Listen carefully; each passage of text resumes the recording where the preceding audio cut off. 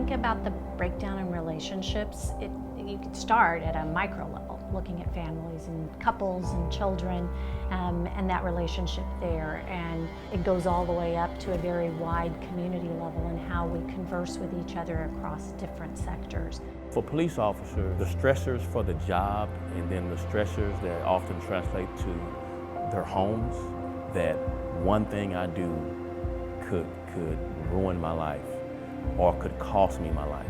How to deal with that with your spouse, with your parents, your kids, how you're dealing with it every day is significant. Poverty has a devastating effect on families.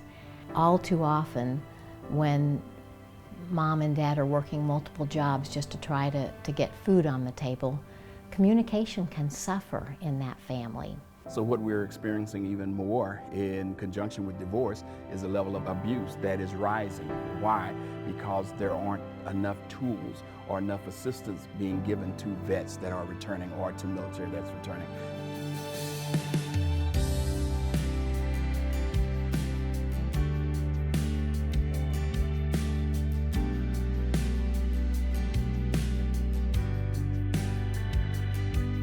That's all we have on this planet is relationships, and we've got to take care of those. So I'm so proud that Dallas is the host of this sort of conversation. If we start with something as simple as how do you relate to each other in your own family and again in your community, in your neighborhood, in the broad context, how do we bring people from different sides of the community and build those conversations together, that's probably how we're going to make the kind of fundamental change that is lasting. Relationship First, as an organization and as a leader, I believe they are on the cutting edge.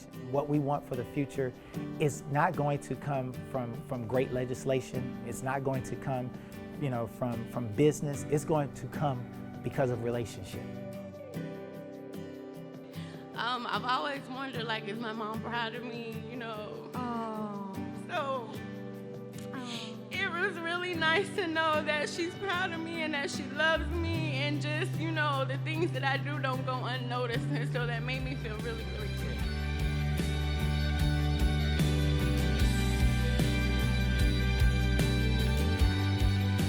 Safe conversations can be applied between husband and wife, parents and children, but more than that, it can be brought between your peers, in your workplace, between your neighbors, between your community and other communities. I'm really thrilled about this safe conversation process for the veterans to help integrate in their relationship with their families.